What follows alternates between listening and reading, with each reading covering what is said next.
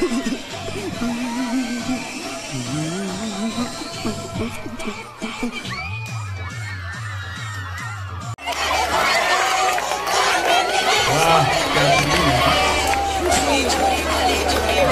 Scene है।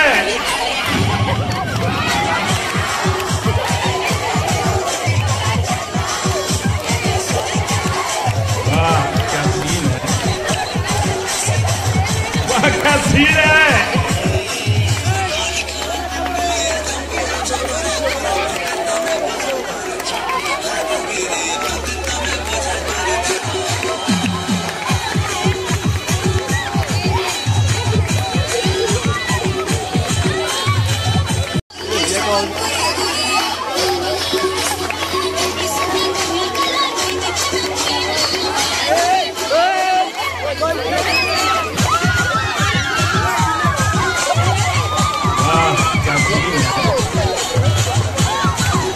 क्या scene है।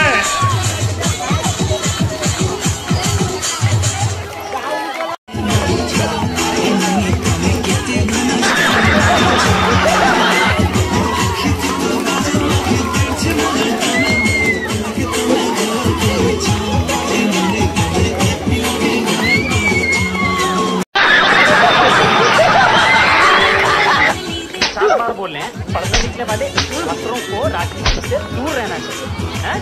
तो तब पढ़ाई लिखाई में ध्यान लगाओ, IAS बनो और देश को संभालो। रहा नहीं जाता, तड़प ही ऐसी है ना। ऐसे में बड़ा सख्त लौटा, लेकिन यहाँ में पिघल